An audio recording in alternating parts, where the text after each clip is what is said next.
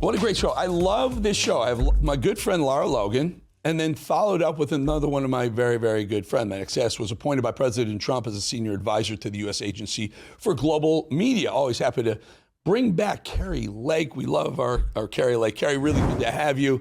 So now you tell us you found some waste, fraud, and abuse at U.S. AGM. Tell us about that, please.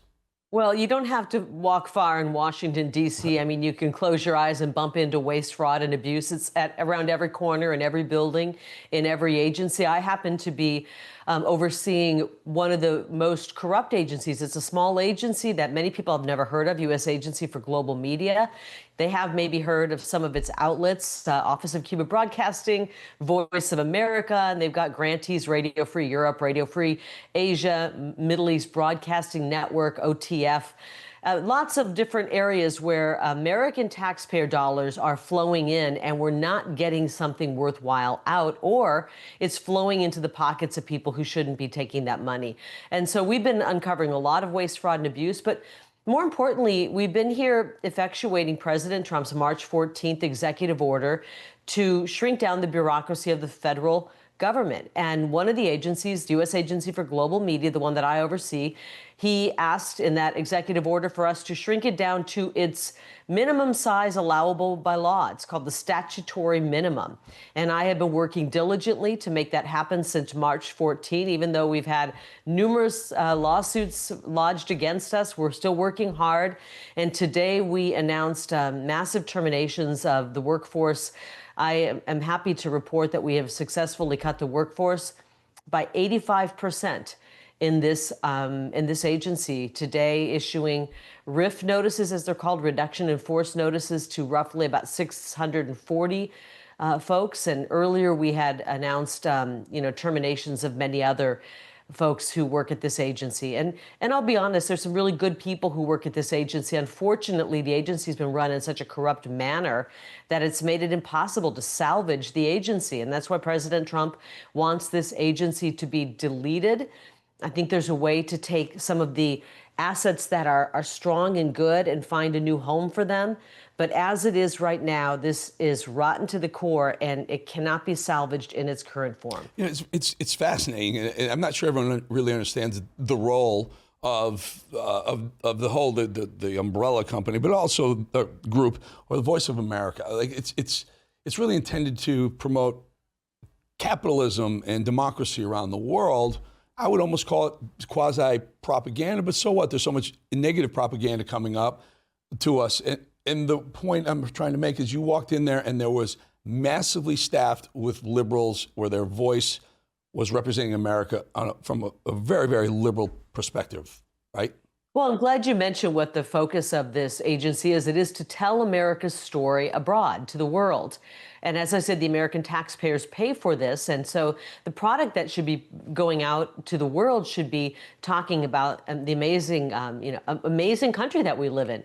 And it should be aligned with what our foreign policy is. But in many cases, it hasn't done that over the years. As a matter of fact, there's instances where we've put out anti-American programming, where we put out programming that has bolstered our adversaries, where we've, believe it or not, hired people who are foreign asset spies. It's really can we stop there? Happened over the years. You came in, and not only do they lean severely left at the time, they're actually foreign assets that were being paid by American taxpayers to put out anti-American propaganda with our own radio waves.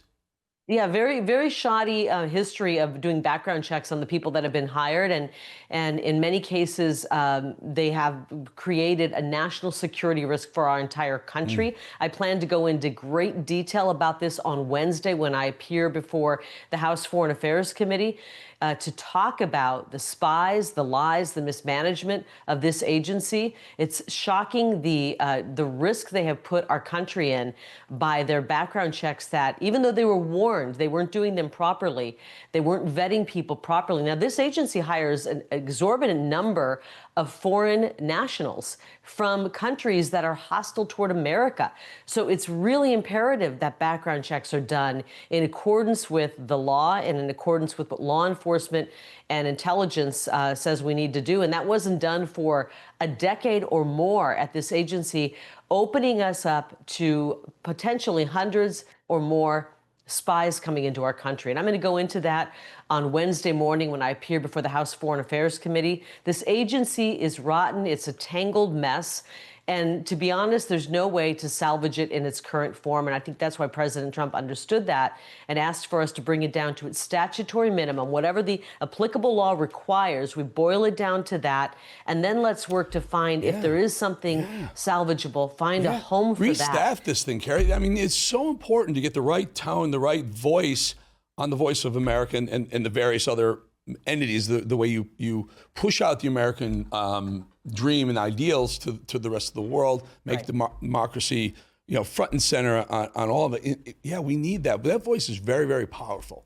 As people listen to that. Yeah, go ahead. Final thought, if you don't mind. I should clarify something, though. President Trump initially had wanted me to be the director of Voice of America.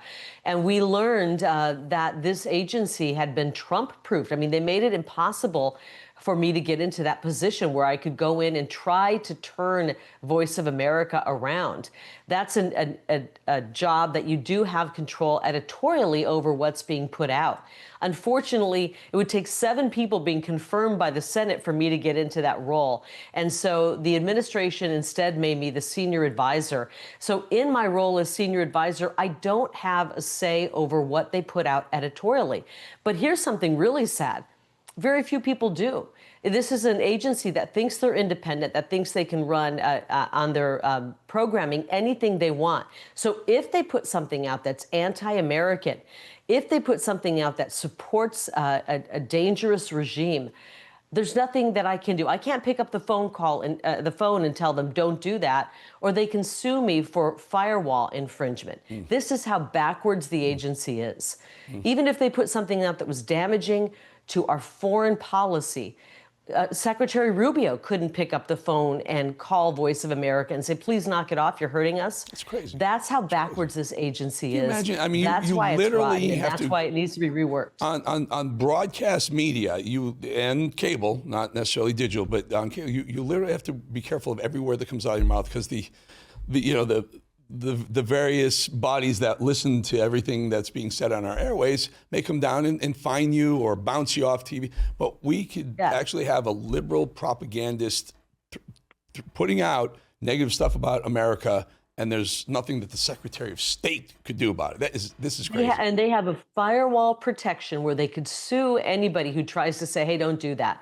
I mean, they could go full on, totally rogue, anti-American, and it would be next to impossible for me, the president, anybody, a congressman, a senator. When bad people take over countries and they just go in, number one, they take over the military. And then the next thing they do, they get to the media. They get right to those towers that are putting out the various propaganda and the points of view. So very, very important. Kari, love to get you back very, very soon. Thank you for saving American taxpayers a heck of a lot of money. Thank you, Kari Lake. That's right. They're spending a lot of money on this agency. Thank you, Eric. All right, folks. We'll be back in 2.5 minutes.